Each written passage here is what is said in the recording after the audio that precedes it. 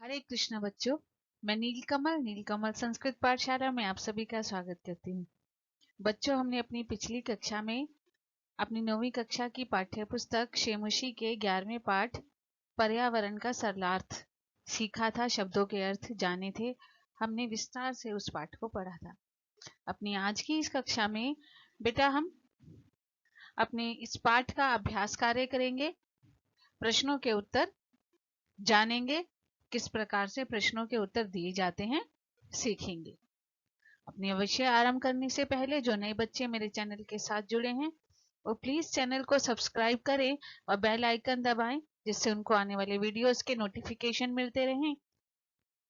बच्चों, आपको ये वीडियोस कैसे लग रहे हैं कमेंट बॉक्स में अवश्य लिखें, और यदि अच्छे लग रहे हैं तो बेटा दूसरे बच्चों के साथ भी शेयर अवश्य करें, जिससे वो भी इन पाठों का लाभ उठा सकें। तो चलिए बेटा शुरू करते हैं हम अपना आज का विषय, अपना आज का पाठ पर्यावरण, और उस पाठ का आज हम अभ्यास कार्य करेंगे।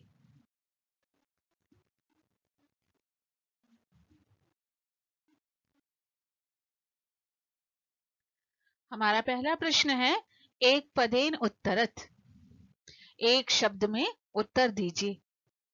मानवः कुत्र सुरक्षितः तिष्ठति, मानव कहाँ सुरक्षित रहता है।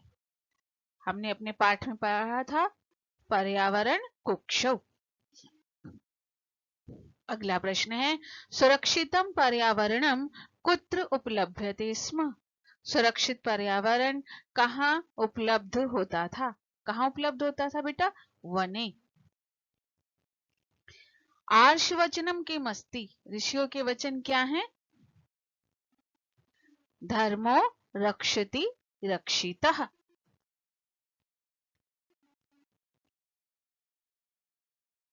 हमारा अगला प्रश्न है, पर्यावरणम अपि कस्य अंगम इति ऋषयः प्रतिपादितवन्तः, पर्यावरण भी किसका अंग है जो ऋषियों ने प्रतिपादित किया था। किसका अंग है? धर्मस्य। लोक रक्षा कया संभवती, संसार की रक्षा किसके द्वारा संभव है? प्रकृति रक्षया। अजात शिशु कुत्र सुरक्षितः तिष्ठति, अजन्मा शिशु कहाँ सुरक्षित रहता है? मातृगर्भे। प्रकृति केशाम संरक्षणाय यतते, प्रकृति किनके संरक्षण का प्रयत्न करती है? प्राणी नाम। अब है, अधोलिखितानां प्रश्नानां उत्तराणि संस्कृत भाषाया लिखत, नीचे लिखे हुए प्रश्नों के उत्तर संस्कृत भाषा में लिखिए। प्रकृते प्रमुख तत्वानि कानि सन्ति, प्रकृति के प्रमुख तत्व कौन से हैं? तो हमने पाठ में पढ़ा था पृथ्वी, जल, तेज। तो हमारा उत्तर होगा पृथ्वी, जलम, तेजः, वायुः, आकाशः च प्रकृतेः प्रमुख तत्वानि सन्ति।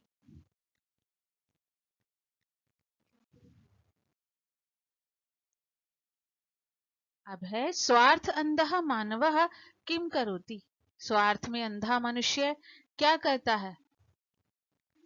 स्वार्थ अंधः मानवः पर्यावरणम नाशयति, स्वार्थ में अंधा मनुष्य पर्यावरण को नष्ट करता है। पर्यावरणे विकृते जाते किम भवति, पर्यावरण के विकृत हो जाने पर क्या होता है? रोग उत्पन्न होते हैं।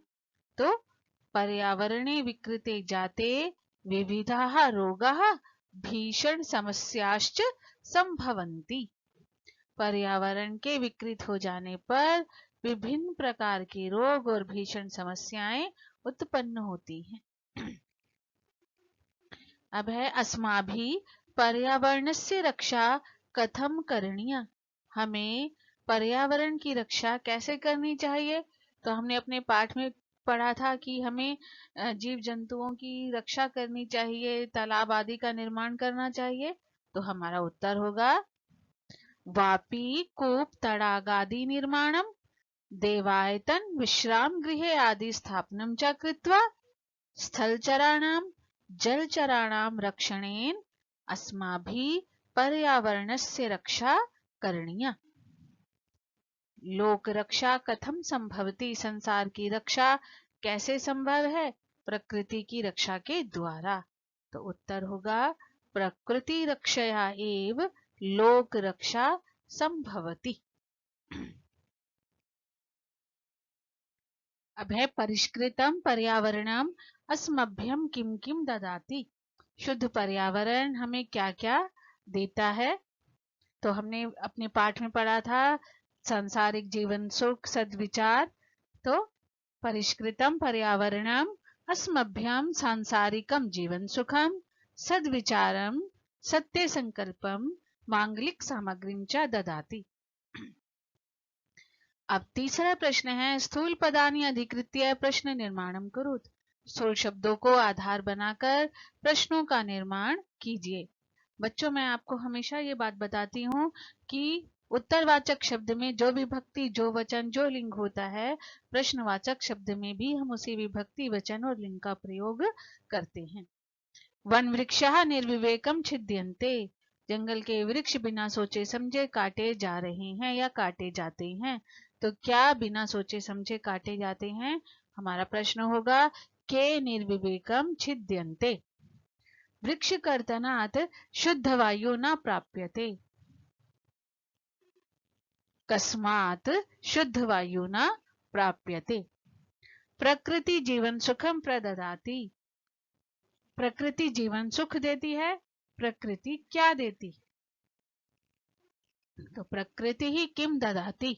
अजात शिशु मातृगर्भे सुरक्षितः तिष्ठति। अजात शिशु माता के गर्भ में सुरक्षित रहता है। अजन्मा शिशु कहाँ सुरक्षित रहता है? तो हमारा प्रश्न होगा अजात शिशु कुत्र सुरक्षितः तिष्ठति।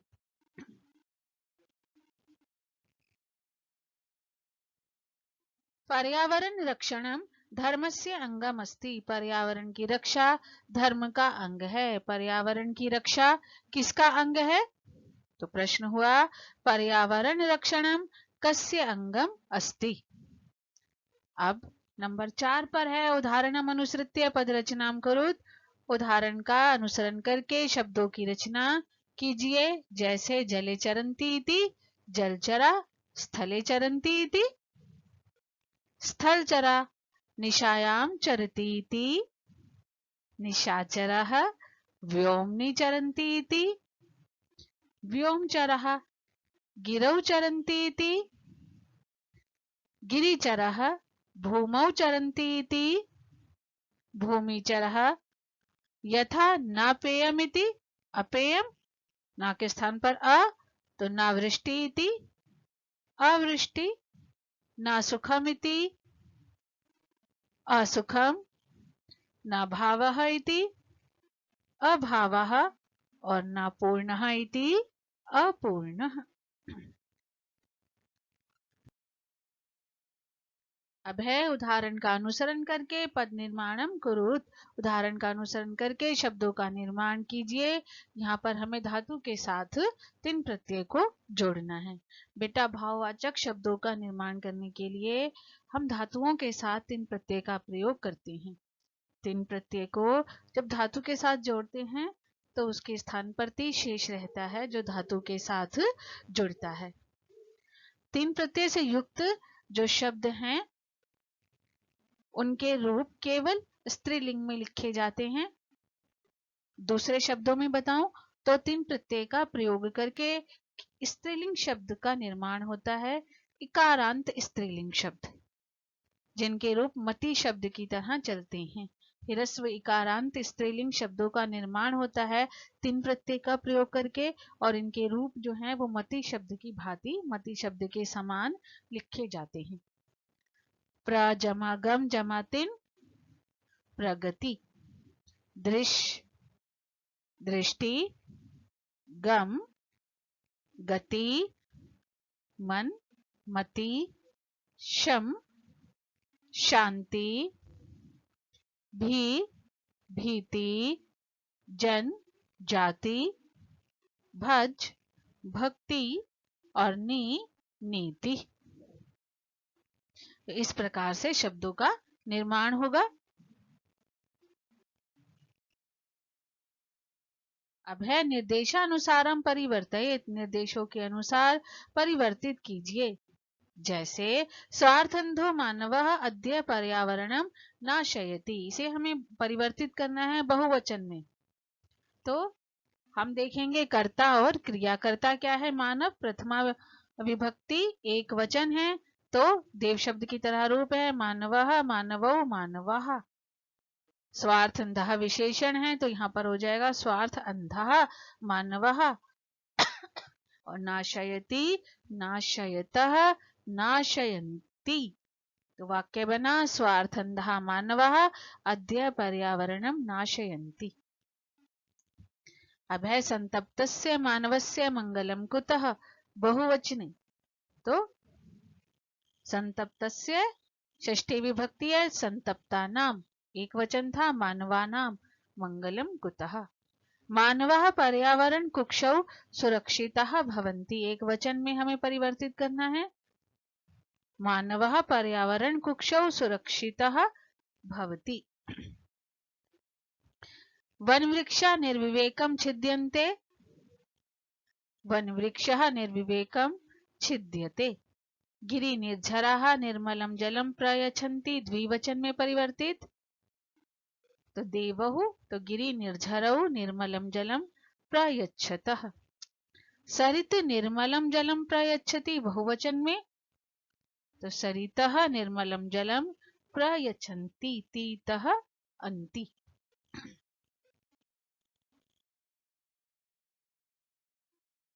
अब है पर्यावरण रक्षणाय भवन्तः किं करिष्यन्ति इति विषय पंचवाक्यानि लिखत। पर्यावरण की रक्षा के लिए आप सब क्या करेंगे, इस विषय पर 5 वाक्य लिखिए। जैसे अहम विषाक्तम अवकरम नदीषु न पातिष्यामि, मैं जहरीला कूड़ा नदियों में नहीं डालूंगा या डालूंगी। इसी प्रकार से हम और क्या क्या कर सकते हैं, जैसे अहम नूतन पादपः आरोपयिष्यामि, मैं नवीन पौधों को लगाऊंगी। अहम वृक्षान छेदनम न करिष्यामि, मैं वृक्षों को नहीं काटूंगी। अहम जलस्य सदुपयोगम करिष्यामि, मैं पानी का सदुपयोग करूंगी। अवकरम अवकर कंडोले एव पातिष्यामि, कूड़ा कूड़ेदान में ही डालूंगी। प्लास्टिक वस्तुनाम प्रयोगम न करिष्यामि, प्लास्टिक की वस्तुओं का प्रयोग नहीं करूंगी। अब हमारा अंतिम प्रश्न है, उदाहरणम अनुसृत्य उपसर्गान पृथक कृत्वा लिखत। उदाहरण का अनुसरण करके उपसर्गों को अलग करके लिखिए। जैसे संरक्षणाय, इसमें कौन सा उपसर्ग है बेटा? सम।